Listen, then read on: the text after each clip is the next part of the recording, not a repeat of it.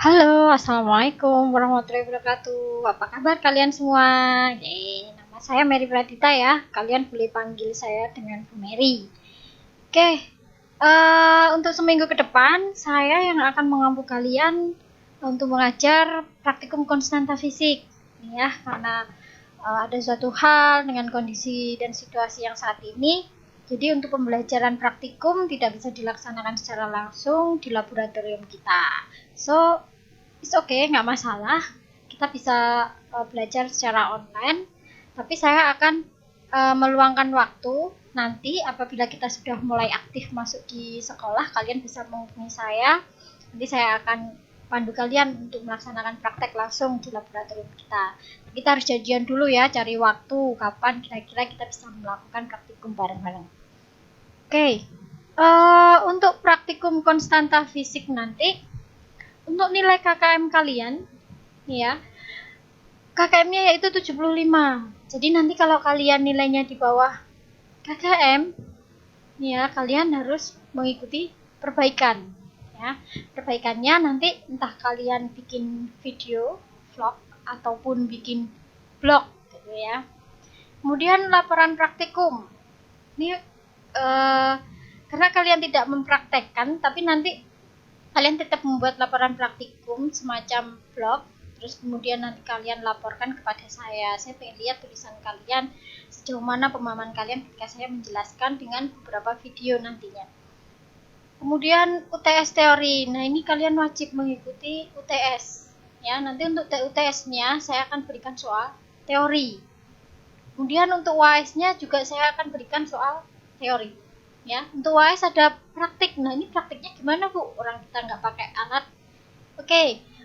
Untuk prakteknya nanti saya ingin kalian mempresentasikan, ya. Jadi saya undi nomornya. Kalian pilih nomor undian. Kemudian kalian mempraktekkan sesuai dengan judul masing-masing. Ya. Kemudian perbaikan. Nah, ini untuk perbaikan saya hanya melakukan perbaikan untuk UTS. Jadi untuk UHS tidak ada perbaikan. Ya. Secara garis besar untuk kedepannya praktikum konstanta fisik, maksudnya materi konstanta fisik ya, karena kita nggak praktek langsung. Apa aja sih nanti yang kalian pelajari di konstanta fisik? Konstanta fisik nanti kalian belajar analisis sifat-sifat fisik terhadap sampel. Yang pertama nanti kalian menentukan titik didih dan titik leleh. Ini menggunakan satu alat yang sama, yaitu aparatur melting point dan boiling point. Kemudian nanti kalian menentukan kemurnian suatu zat itu menggunakan refraktometer. Jadi nyari indeks biasnya, di mana indeks bias tersebut nanti dipakai untuk mencari kadar suatu sampel. Kemudian kalian menentukan viskositas. Viskositas ini adalah derajat kekentalan, gitu ya, atau daya alirnya suatu zat. Kemudian kalian nanti akan menentukan konsentrasi menggunakan alat polarimeter. Ini biasanya sampel yang dipakai itu contohnya gula, gitu ya, sukrosa, fruktosa. Kemudian yang terakhir kalian nanti melakukan penentuan berat jenis alkohol, ya, baik alkohol nanti sampelnya adalah etanol, baik etanol yang 30% maupun yang 70%. Ini kalian cari kira-kira etanol yang kadarnya 30% sesuai analisis saya itu benar nggak kadarnya 30%. Ya, itu ya secara gambaran untuk materi konstanta fisik yang nanti akan kalian pelajari. Saya akan menjelaskan yang pertama, yaitu materi akan saya sampaikan dulu. Yang pertama materi titik didih dan titik leleh. Untuk materi yang pertama kita bahas dulu mengenai titik leleh, ya, leleh dan titik didih. Saya jelaskan dulu mengenai titik leleh. Titik leleh adalah temperatur di mana zat padat berubah wujud menjadi zat cair pada tekanan 1 atmosfer. Ini maksudnya gimana? Ya. Jadi pada saat zat padat ini berubah menjadi wujud zat cair, itu suhunya berada dalam kesetimbangan dan pada tekanan 1 atmosfer. Nah, itu disebut dengan titik leleh. Ini saya gambarkan di sini ada grafik anomali air gitu ya. Ini contohnya yang udah jelas ya, air gitu ya. Jadi air itu bisa terbentuk menjadi 3 fase ya, atau 3 bentuk. Dia bisa jadi padat, bisa jadi cair, juga bisa jadi uap. Kalau padat berarti dia adalah es ya. Kalau cair ya air, kalau uap itu berarti ya dia sebagai uap air atau embun gitu ya. Kalau dingin berarti embun. Oke. Di sini titik leleh itu sama aja istilahnya dengan cair atau titik cair. Atau dia kalau dalam unsur logam namanya lebur gitu ya, melebur, titik lebur. Itu istilahnya sama. Kenapa ya? Perubahan dari padat menjadi cair pada suhu yang setimbang ya, pada suhu yang setimbang pada tekanan 1 atmosfer ya. Kalau di grafik ini digambarkan mana titik lelehnya. Titik lelehnya digambarkan pada garis OB. Jadi pada saat padat berubah jadi cair, nah ini suhunya pada posisi setimbang ya. Kemudian di sini ada garis O dan A. Jadi ya perubahan dari cair menjadi uap. Jadi garis O dan A ini adalah yang disebut titik didih ya, karena cair menjadi uap.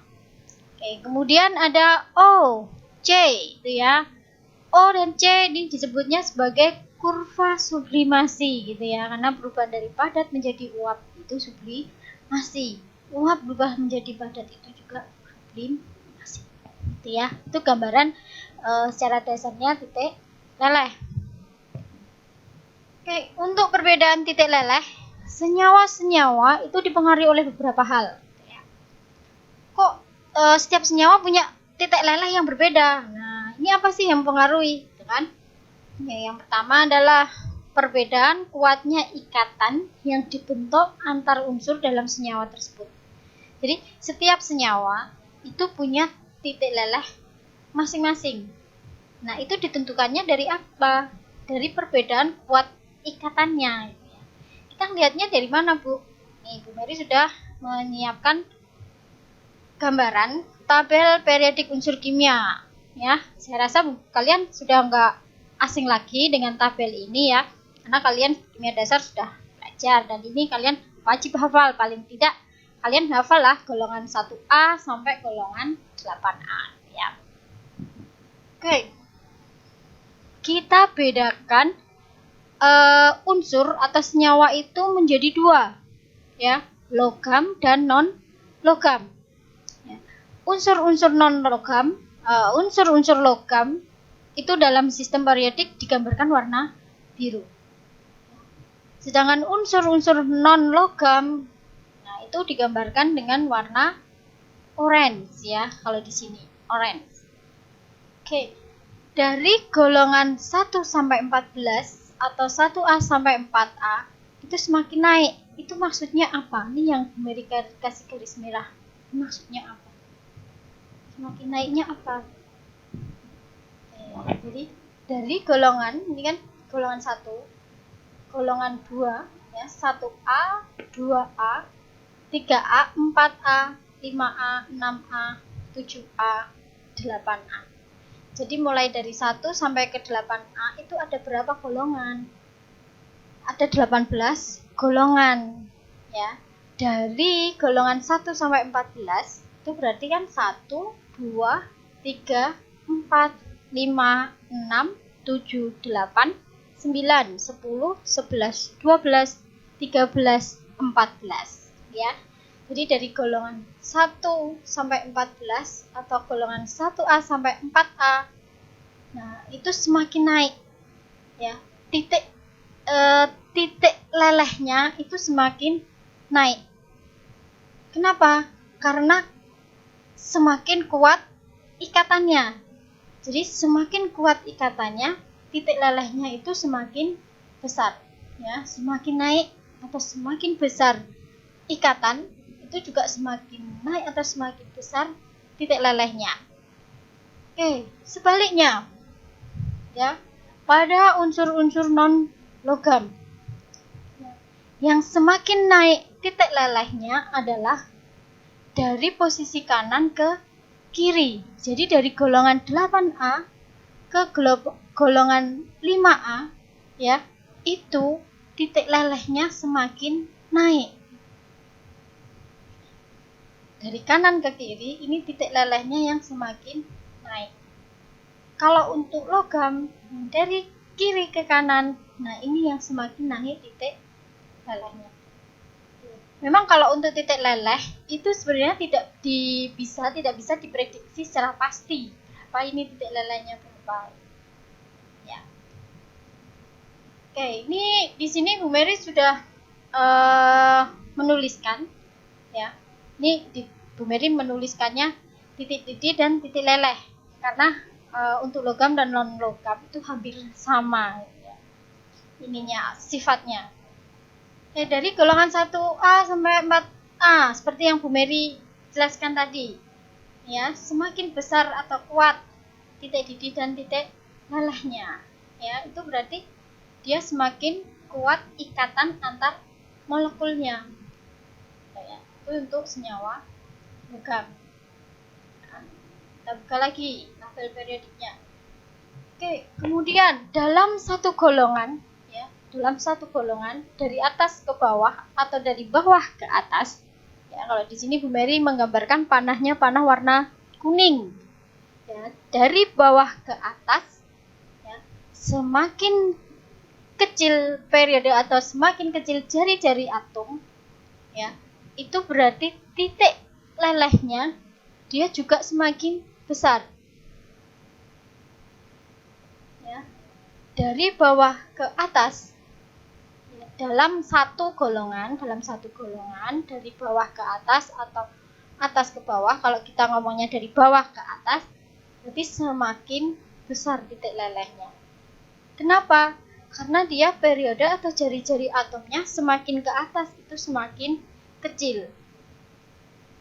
Ini di sini Bu Mary menggambarkan untuk jari-jari atom supaya kalian bisa membayangkan nih. Di sini ada dua lingkaran, ya, kecil dan lingkaran besar. Di tengah ini ada yang namanya elektron. Anggap aja ini elektron lah, ya. Kalau dia jari-jarinya semakin kecil, elektron-elektron yang ada di sini, dia akan semakin sempit untuk bergeraknya. Karena elektron itu dia bergerak, sifatnya mobile. Ya. Kalau dia semakin sempit, ya, semakin sempit tempat bergeraknya, ya, dia itu semakin kuat ikatannya. Kalau semakin kuat ikatannya, titik lelehnya berarti semakin besar, ya. Sebaliknya dengan ini, elektron-elektron yang bergerak di sini karena jari-jarinya semakin besar, dia lebih leluasa untuk mobile, dia lebih leluasa untuk bergerak ke sana kemari, gitu kan. Nah, semakin dia leluasa bergerak, itu akan semakin mudah diputuskan atau semakin lemah ikatannya. Kalau semakin lemah ikatannya, berarti titik lelehnya dia juga semakin kecil. Itu ya, itu gambaran, ya, itu gambaran, ya. Jadi diingat, dari kiri ke kanan, ya, hanya sampai golongan 4A itu semakin naik titik lelehnya, ya. Kalau dari dalam satu golongan ini, ya, dari bawah ke atas semakin naik titik lelehnya karena semakin kecil jari-jari atom. Untuk senyawa yang non logam, dari kanan ke kiri itu yang semakin naik titik lelehnya, ya. Ini untuk penjelasan non logam. Kenapa? Karena pada non logam itu dipengaruhi oleh gaya London. Ya, gaya London adalah gaya antar molekul-molekul non polar, ya. Dalam satu golongan dari atas ke bawah itu awan elektronnya semakin besar, ya. Misalkan ini, ya, dari atas ke bawah Nih, garis kuning yang sebelah kanan. Ya. Kalau senyawanya non logam dari atas ke bawah, itu ya, awan elektron itu semakin besar. Ya, di sini awan elektronnya semakin besar. Ini gambarannya di sinilah. Anggap aja elektronnya semakin banyak, gitu ya. Kalau awan elektronnya itu semakin besar, gaya Londonnya pun juga semakin besar atau kuat, sehingga atom-atomnya tidak mudah dilepaskan. Ya, semakin kuat ikatan atom-atomnya, dia akan semakin besar titik didih maupun titik lelehnya. Itu ya, saya harap bisa memahami lah ya. Jadi kita tahu nih titik lelehnya suatu unsur itu dari mana. Jadi perbedaan pertama kita harus membedakan senyawanya logam atau non logam. Kalau senyawanya logam, oh berarti dari golongan 1 sampai golongan ke 4A, yaitu 1A atau ke 4A. Itu akan semakin naik titik lelehnya. Ya. Jadi misal nih, titik lelehnya Li, dia akan lebih kecil daripada titik lelehnya Be. Kemudian titik lelehnya Mn, ini ya, yang golongan B ini kan adalah golongan transisi ya. Golongan B ini adalah golongan transisi.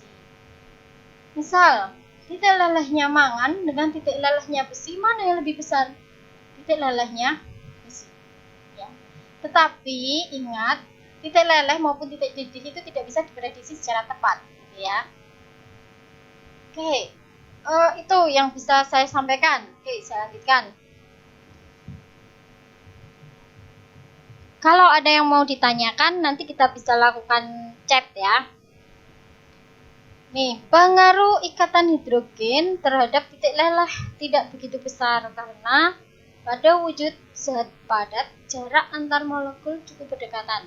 Dan yang paling berperan terhadap titik leleh adalah berat molekul zat dan bentuk simetris molekul. Ini maksudnya gimana sih, Bu?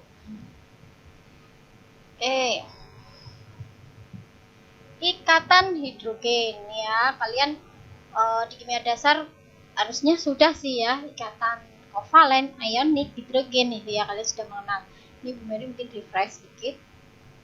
Ikatan hidrogen itu interaksi antara atom H yang terikat pada atom N, O, dan F dengan atom NO dan F tetangganya ya.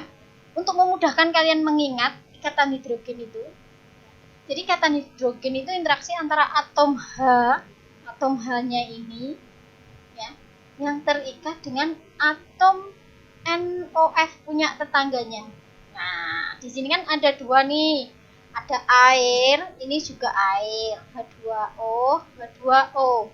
Jadi H2O itu dia punya ikatan hidrogen. Ya, kenapa? Karena atom H-nya di H2O ini dia bisa terikat dengan atom O-nya punyanya H2O yang sebelah sini. Ya, kenapa? Karena O2 O maksudnya oksigen, dia punya dua pasangan elektron bebas atau PEB. Kok dua, Bu? Ya, ini kan 1, 2 ini satu pasangan, 1, 2 satu pasangan, jadi dia dua pasangan. O punya dua pasang elektron bebas yang bisa menarik atom H ya, sehingga terbentuk ikatan hidrogen.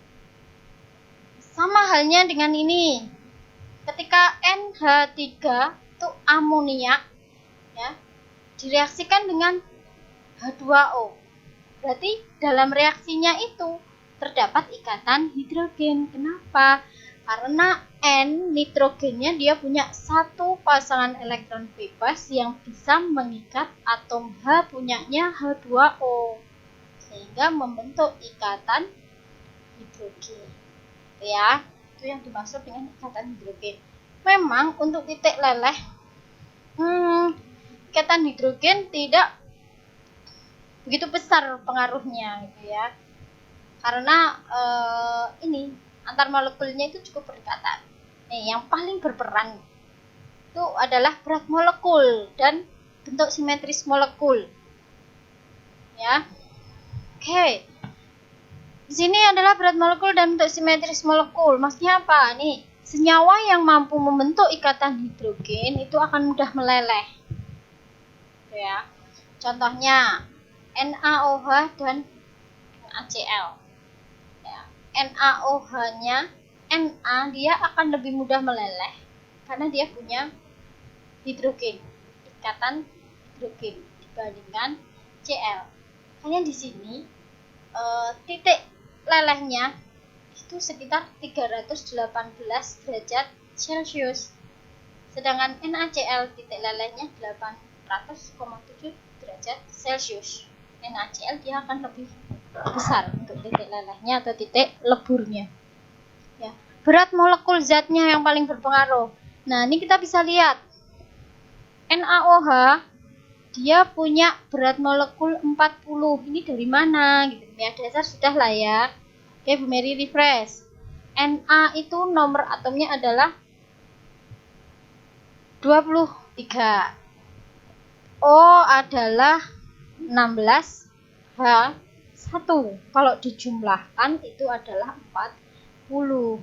Ya, atom relatifnya Na23, O16, H1. Kalau dijumlahkan jadinya berat molekulnya 40 gram per mol.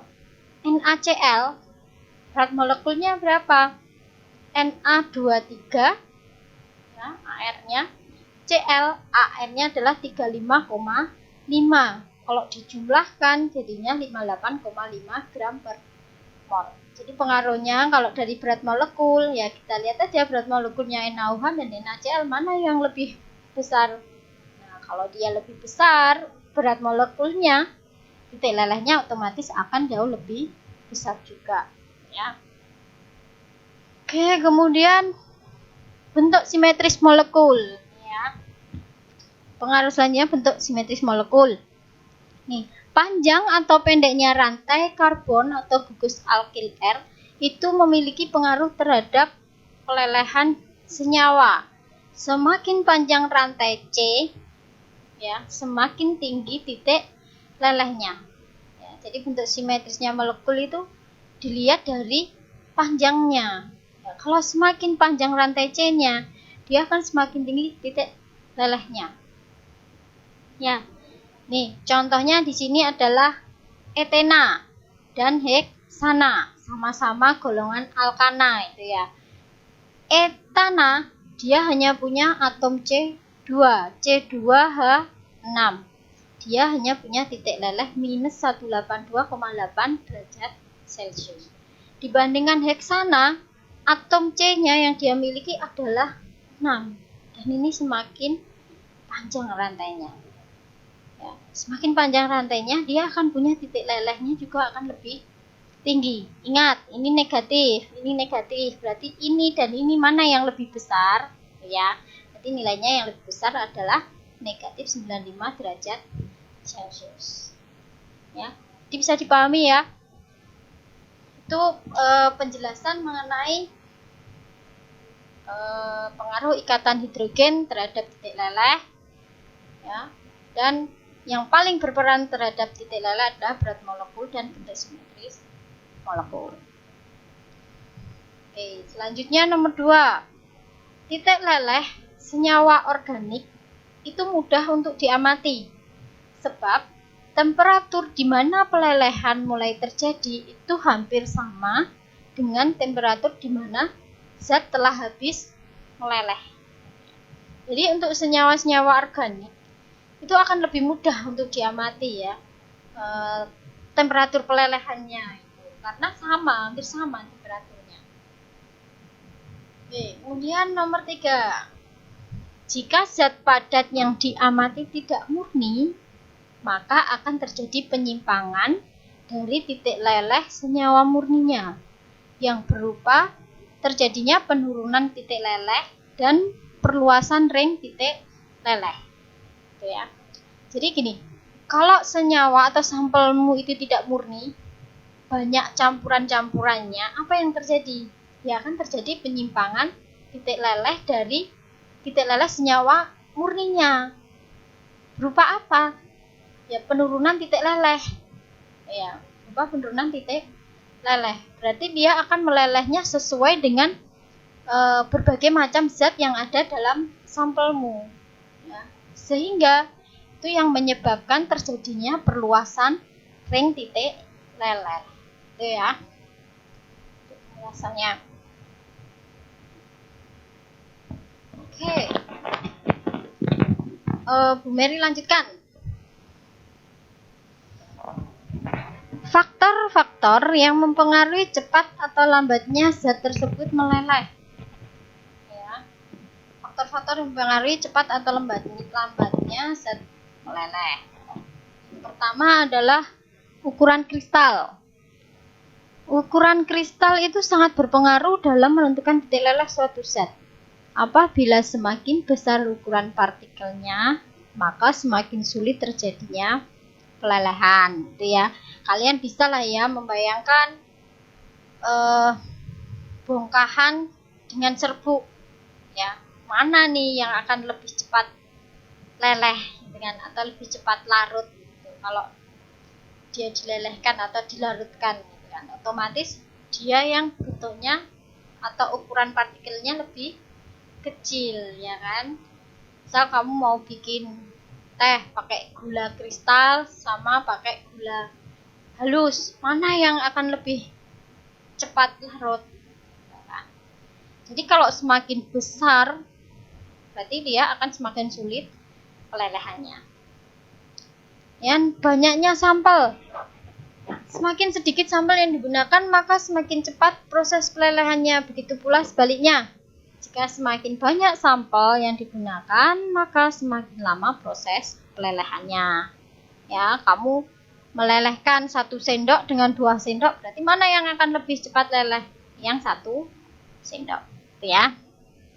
Kemudian pemanasan dalam kapiler. Pemanasan harus menggunakan panas yang konstan. Adanya senyawa lain dapat mempengaruhi ring titik leleh. Ini tadi kan sama nih ya penjelasannya dengan ini ya. Jadi kalau adanya senyawa lain itu akan terjadi perluasan ring, ya, perluasan ring titik leleh. Jadi memang untuk ini Bu Mary gambarkan di sini. Untuk pelelehan maupun titik didih, menentukan titik leleh maupun titik didih, itu pemanasannya itu harus konstan, ya. Jadi maksudnya gini, pipa kapilermu ini pipa kapiler ya. Ini Bu Mary ambil dari Google ya. Ini pipa kapilernya seperti ini. Jadi pada aparatus itu harus disetting dulu suhu yang hampir mendekati suhu titik leleh, ya, sampel agar pemanasannya konstan.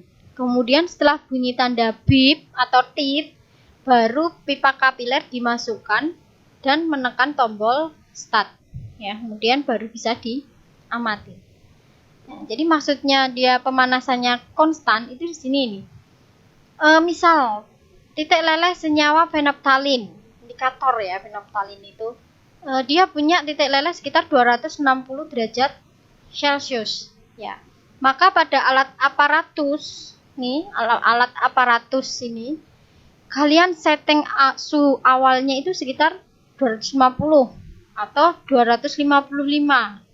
Itu kan masih di bawahnya 260. Awal pertama kalian menyalakan alat ini, suhunya pasti di bawah 100 derajat Celcius. Ya. Ketika suhu di bawah 100 derajat Celcius, misal suhunya dia 70 derajat Celcius, ya. Dia akan naik sampai suhu 255 yang kita setting.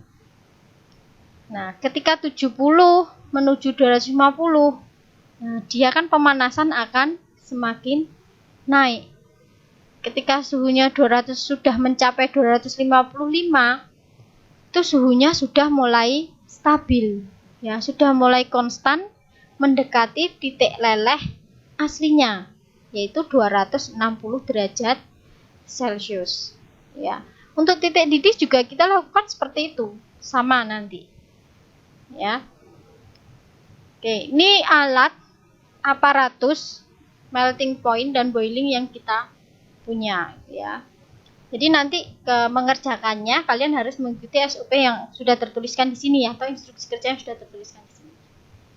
Ya, di alatnya ini sampelmu itu padatan itu kamu masukkan ke dalam pipa kapiler ini ya. Tidak usah terlalu banyak, ada ukurannya ya. Ada ukurannya. Kemudian kamu setting suhunya di sini sekitar 250 atau 255 agar suhunya konstan ya. Setelah dia suhunya konstan, nanti akan terdengar bunyi bip. Ketika bunyi bip ya, tanda bunyi bip sudah berbunyi, pipa kapiler ini yang sudah kamu isi penoptalin dimasukkan ke dalam sini ya. Di sini di lubangnya sini tuh ada 4 lubang. 1 untuk titik didih dan 3 untuk titik leleh. Kenapa 3? Nah, karena kita mengamatinya itu rata-rata nanti. Pipa kapiler pertama dia akan meleleh pertama kali pada suhu berapa. Pipa kapiler kedua dia akan meleleh pertama kali pada suhu berapa, gitu ya. Yang ketiga akan meleleh pada suhu berapa. Nanti otomatis ya, alat ini akan merata-rata ya. Untuk pengamatannya nanti dilihat dari ini, lubangnya ini, bukan lubang, ini kacanya ini nanti kalian bisa amati. Pertama kali dia mulai meleleh, gitu, ya. Kelihatan, oh itu sudah mulai meleleh, kemudian kalian pencet, klik, gitu. Ya, otomatis nanti hasilnya keluar. Ini printer nih ya, printernya kecil nih.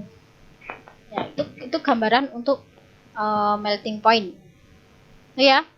Oke, nanti kalau ada yang ditanyakan boleh langsung chat Bu Mary ya. Oke, Bu Mary lanjutkan untuk materi titik didih.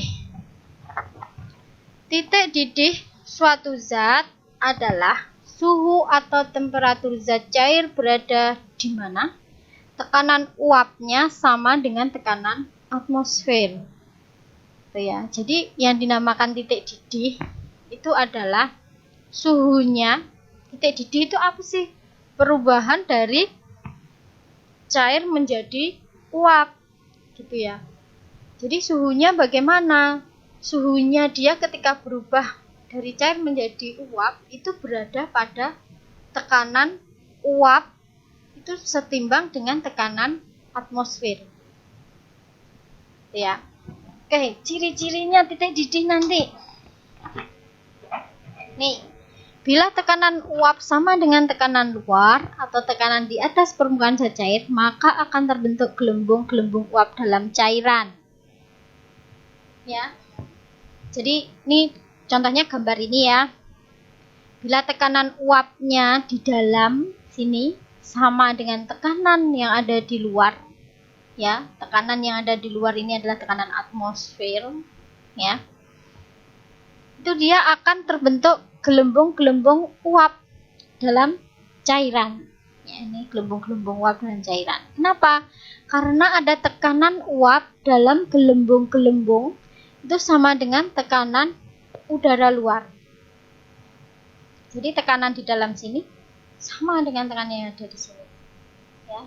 Sehingga gelembung-gelembung ini akan mendorong diri lewat permukaan, ya, dan bergerak ke fasa gas di atas cairan, ya, sehingga cairan ini disebut mendidih.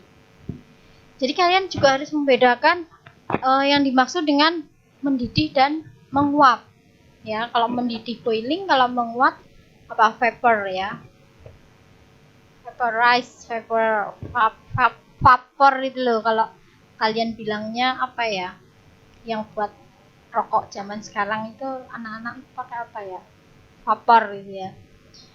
Oke, kalau mendidih itu cirinya ya ditandai dengan munculnya gelembung-gelembung uap karena tekanan di dalam, ya, tekanan uap di dalam itu sama dengan tekanan luar atau tekanan atmosfer. Itu ciri-ciri mendidih. Kalau menguap, kalau hanya menguap, ya, itu berarti dia suhunya, tekanannya belum setimbang dengan tekanan luar, ya. tekanan uapnya dia belum setimbang dengan tekanan atmosfer atau tekanan luar. Ini misal kalian kalau masak air nih, ya, kalau ketika kalian masak air, kalau muncul gelembung itu berarti sudah mendidih. Tapi kalau dia belum ada gelembung, hanya keluar uap, ya belum ada gelembungnya, nah itu berarti dia menguap. Kalau air titik didihnya berapa? 100 derajat Celcius. Berarti kalau dia muncul gelembung, berarti dia sudah suhunya 100 derajat Celcius. Kalau hanya menguap, berarti dia suhunya di bawah 100 derajat Celcius. Itu ya. Jadi kalau menguap suhunya pasti di bawah 100 derajat Celcius. Oke, itu untuk titik didih. Yang pertama, titik didih suatu zat cair itu dipengaruhi oleh tekanan udara. Ya, artinya makin besar tekanan udara, itu makin besar pula titik didih zat cair tersebut. Ya. Semakin besar tekanan udara, makin besar pula titik didih zat cair tersebut. Begitu juga sebaliknya. Semakin rendah tekanan udara, maka semakin rendah titik didihnya. Ya, ini sesuai dengan hukum gas ideal. Ini ketutup ya, ini panahnya harusnya di bawah ya. Ini sesuai dengan hukum gas ideal. Hukum gas ideal itu PV sama dengan nRT. Ya. Ini pada volume N itu molalitas, R itu konstanta gas yang sama, pada VNR sama, P itu setimbang dengan T. Maksudnya apa? Kalau P tekanannya besar, T-nya juga besar. Kalau P-nya kecil, berarti T-nya juga kecil. Nah, ini sesuai dengan yang tertulis di sini, ya. Misal gini, ketika kalian masak air di daerah kutub atau di daerah pegunungan, ya, itu suhu air dikatakan mendidih itu tidak mencapai 100 derajat Celcius. Kenapa? Karena tekanan di udara dingin, ya, tekanan di pegunungan, tekanan di daerah kutub itu kecil, ya, tekanannya kecil. Ketika tekanannya kecil, suhunya dia juga akan kecil. Makanya ketika kamu masak air di kutub ataupun di daerah pegunungan, itu nggak akan sampai 100 derajat Celcius, itu sudah dikatakan mendidih karena tekanannya kecil. Jadi suhunya pasti di bawah 100 derajat Celcius itu sudah dikatakan mendidih. Itu ya. Oke, itu contohnya. Dia nih, titik didih dapat digunakan untuk memperkirakan secara tak langsung berapa kuatnya daya tarik antar molekul cairan. Ya, cairan yang memiliki gaya tarik antar molekul kuat akan memiliki titik didih yang tinggi. Begitu juga sebaliknya. Ya, jadi cairan yang memiliki gaya tarik molekulnya kuat, otomatis titik didihnya juga akan tinggi. Ini prinsipnya sama dengan titik leleh tadi ya. Semakin kuat ikatannya akan semakin tinggi titik lelehnya. Logikanya seperti ini. Titik didih semakin tinggi itu senyawanya itu semakin sulit untuk berubah dari cair menjadi gas. Ya. Jadi semakin tinggi titik didih itu senyawanya itu semakin sulit berubah dari cair menjadi gas. Artinya interaksi antar molekul zatnya itu semakin kuat, ya. Oke, interaksinya yang molekulnya yang semakin kuat itu dipengaruhi apa? Nah, ini karena dipengaruhi gaya dipolnya yang paling kuat antara siapa dengan siapa. Ya. Gaya dipol ini dipengaruhi oleh panjang rantai dan bentuk rantai. Nanti kita pelajari lebih lanjut ya, mungkin di materi kimia lainnya. Jika rantai semakin panjang dan bentuknya semakin lurus, titik didih semakin lemah. Ya, karena interaksi antar molekulnya juga semakin lemah. Jika rantainya panjang dan bentuknya lebih padat atau pejat, maka semakin kuat interaksi molekulnya sehingga titik didih semakin tinggi.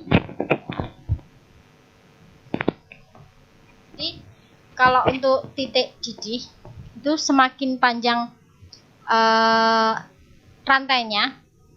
Kalau ini untuk titik leleh tadi kan semakin panjang rantainya, dia semakin tinggi titik lelehnya. Kalau untuk titik didih itu dilihat dari semakin panjang rantainya, ya, semakin lurus itu titik didihnya yang semakin lemah karena interaksi molekulnya lemah. Jika rantainya panjang dan bentuknya lebih padat, ya maksudnya panjang lebih padat pejal, ini dia punya cabang, ya, rantai. Kalau dia punya cabang, maka dia akan semakin kuat interaksi molekulnya, makanya titik didihnya akan semakin tinggi. Itu ya. Kemudian adanya ikatan hidrogen antar molekul menyebabkan titik didih senyawa relatif lebih tinggi dibandingkan dengan senyawa lain yang memiliki berat molekul sebanding, ya. Jadi untuk titik didih, ya, ikatan hidrogennya itu menyebabkan titik didih senyawa relatif lebih tinggi, ini ya. Contohnya titik didih senyawa alkohol, dia akan lebih tinggi daripada senyawa alkana. Kemudian titik didih air lebih tinggi dari aseton. Ini Bu Mary menggambarkan, ya. Di sini mencontohkan untuk senyawa alkoholnya adalah etanol. Ya, etanol itu dia punya gugus OH.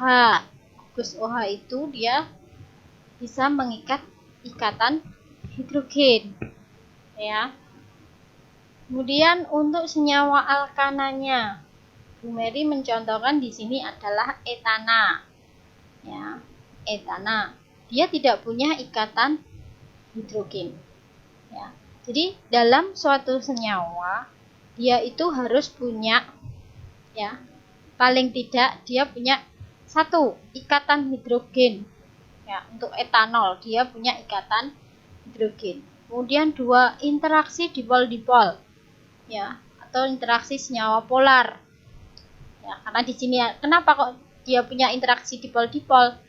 Karena dia di sini punya O. O itu elektronegativitasnya besar, makanya dia dikatakan polar, ya. Kemudian 3, dia punya gaya London, ya. Jadi setiap ikatan ini dia punya gaya London. Setiap senyawa itu pasti punya gaya London, ya, pertama. Tapi belum tentu senyawa lain punya ikatan hidrogen maupun dipol-dipol, ya. Tapi setiap rantai, setiap senyawa dia punya gaya London. Jadi yang menyebabkan etanol dia punya titik didih lebih tinggi itu karena dia punya ikatan hidrogen dan interaksi dipol-dipol. Nah, sedangkan etana dia hanya punya gaya London, ya. Kemudian contoh lainnya, air dan aseton. Air kenapa dia kok lebih tinggi titik didihnya? Karena ikatannya lebih kuat. Kenapa alasannya? Karena dia punya ikatan hidrogen. Air punya ikatan hidrogen. Kemudian dia punya gaya London. Setiap ikatan pasti punya gaya London. Kemudian untuk aseton, apakah aseton punya ikatan hidrogen? Tidak, aseton tidak punya ikatan hidrogen, meskipun di sini dia juga punya O, ya, karena dia tidak punya OH, ikatan hidrogen, dia hanya punya O, ya. O ini punya elektronegativitas yang besar, makanya dia punya interaksi dipol-dipol. Kalau dia punya elektronegativitas yang besar, berarti dia sifat senyawanya lebih polar, kan? Senyawanya senyawa polar, berarti dia punya interaksi dipol-dipol. Kemudian setiap senyawa pasti punya gaya London. Jadi mana yang lebih tinggi? Yang lebih tinggi adalah air karena dia punya ikatan hidrogen. Ya, jadi gambarannya seperti ini. Senyawa yang punya ikatan hidrogen dia akan lebih besar daripada interaksi dipol-dipol, daripada gaya London. Jadi kekuatan ikatan hidrogen yang lebih besar daripada ikatan interaksi dipol-dipol dan ikatan gaya London. Ya. Bu Mary harap kalian bisalah ya membedakan dengan melihat struktur aja. Oh ini ada ikatan hidrogen, pasti dia titik-titiknya akan lebih tinggi daripada etana gitu kan. Dengan melihat ini, oh ini karena ada ikatan hidrogen, pasti ini titik-titiknya lebih tinggi gitu ya. Oke. Itu selanjutnya faktor-faktor yang mempengaruhi cepat atau lambatnya suatu zat mendidih. Ya, faktor-faktor yang mempengaruhi cepat atau lambatnya suatu zat mendidih. Yang pertama, pemanasan. Pemanasan harus dilakukan secara bertahap agar diperoleh interval yang tidak terlalu panjang. Ini maksudnya sama kayak titik leleh. Jadi pemanasannya itu dilakukan harus bertahap, dari suhu awal berapa sampai suhunya misal untuk titik didih air 100 derajat Celcius, kita setting dulu suhu di bawah 100 derajat Celcius 90 gitu kan. Dari suhu 30 menuju ke 90 intervalnya ya, agar nanti pemanasannya konstan gitu kan. Kemudian yang kedua, tekanan udara.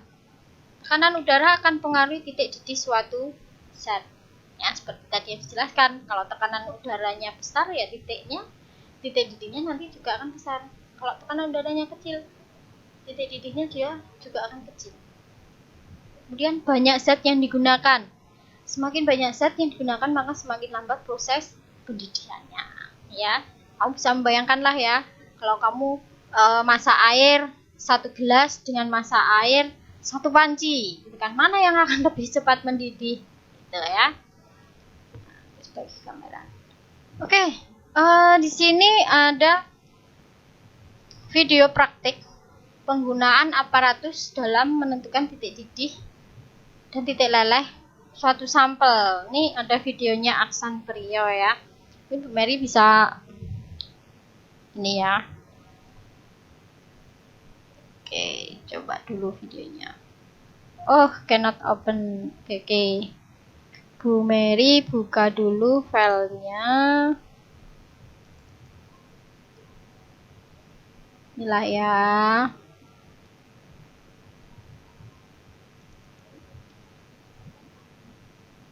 Mohon maaf agak lama ya.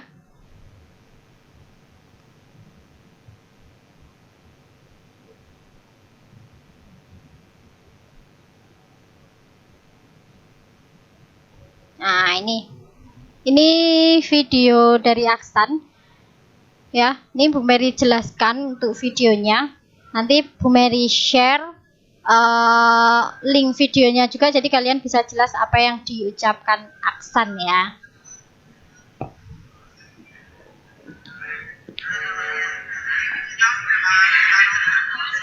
Oke, dia pakai sampel paketnya anisic acid ya. Dia pakai benzil sama anisic acid untuk melting point-nya.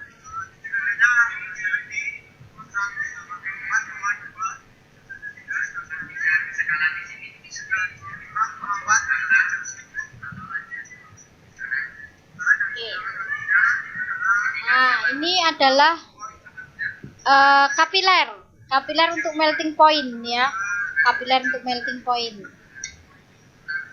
Oke, kalau yang ini adalah kapiler untuk boiling point. Bedanya apa, Bu? Ini untuk boiling point, pipa kapilernya dia lebih tebal.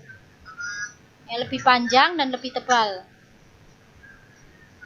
Oke. Ini tempat naruh pipa kapilernya ya. Pipa tetesnya nanti buat masukkan sampel titik didih. Oke. Tulisan metode, diklik.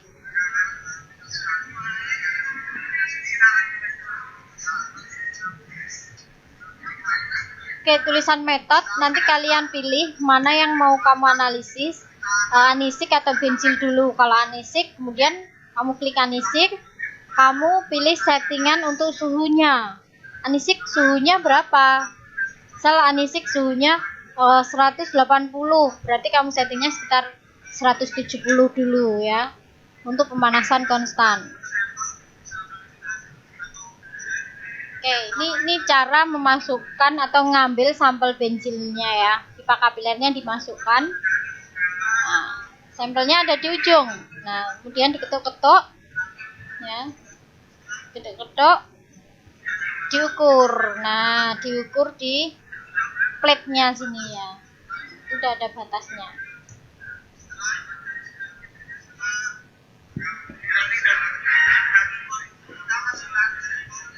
Oke, nah tadi setelah suhunya konstan 170 itu bunyi bip.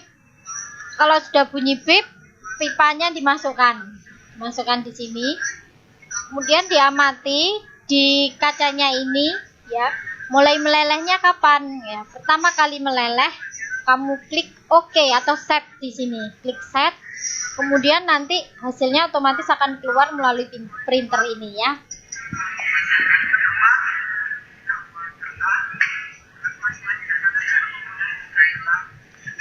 Untuk titik leleh nanti 3 sampel ya. Jadi ada 3 sampel. Kemudian di rata-rata nilainya.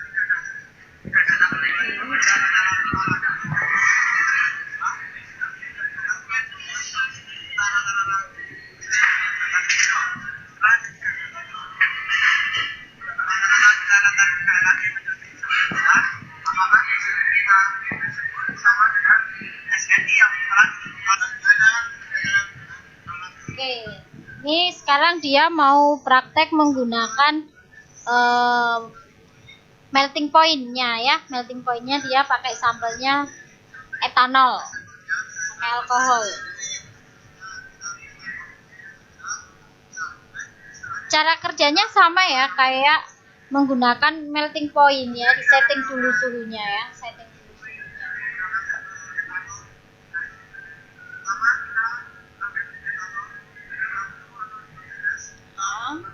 Tangannya diambil satu atau dua masukkan, terus didorong pakai alat pendorongnya.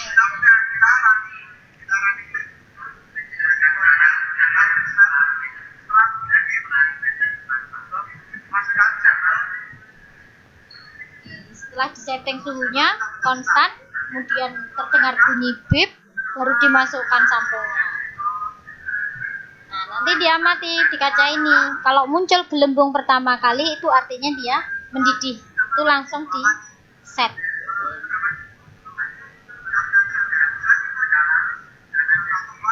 Oke, setelah di set nanti data keluar otomatis cetak sendiri ya.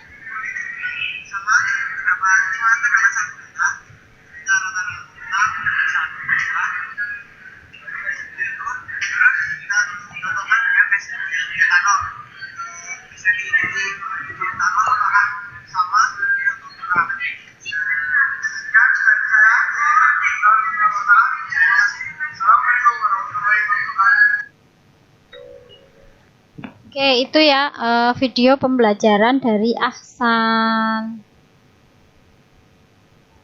Mohon maaf ya, laptopnya Bu Mary memang agak lemot.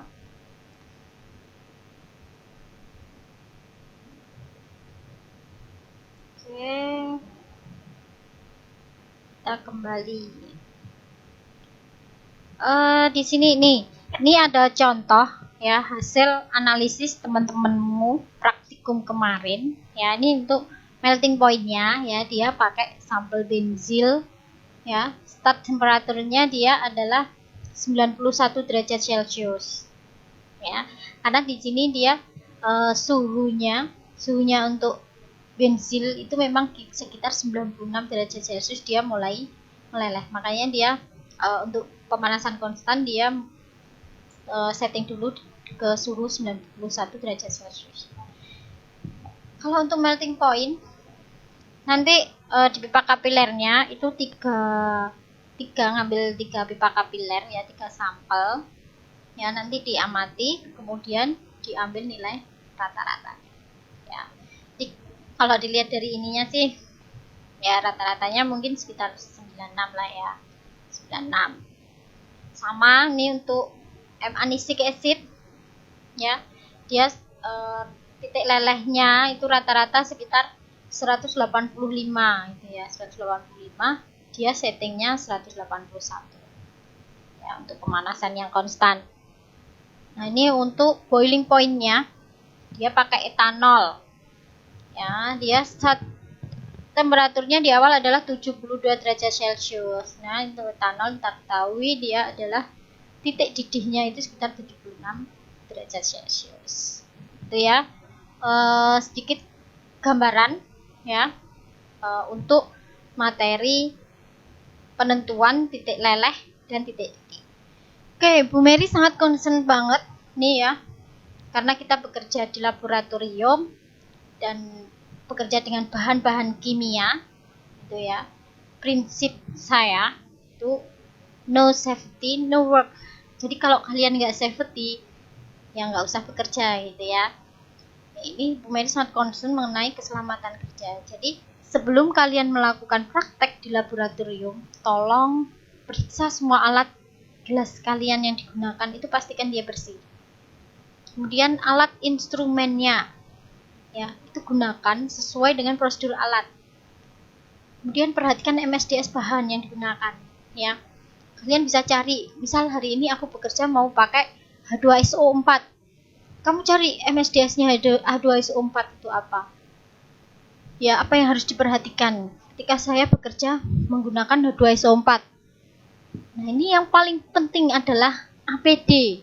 Ini anak-anak banyak banget yang ketika praktikum hanya menggunakan jas praktek ya, no masker, no gloves gitu ya.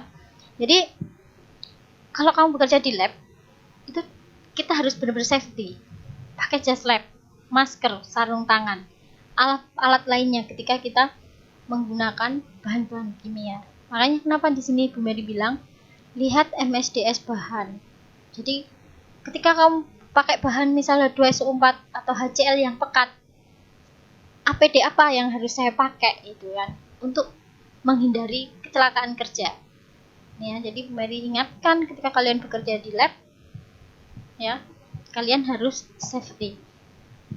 Oke, itu saya rasa yang bisa Bu Mary sampaikan mengenai materi titik leleh dan titik didih ya. Next, Bu Mary akan buat video tutorial pembelajaran ya untuk materi selanjutnya. Untuk materi penentuan titik didih dan titik leleh, bila ada yang mau ditanyakan boleh kalian chat di WhatsApp Bu Mary, atau kita lakukan video teleconference seperti yang sudah kita coba ya.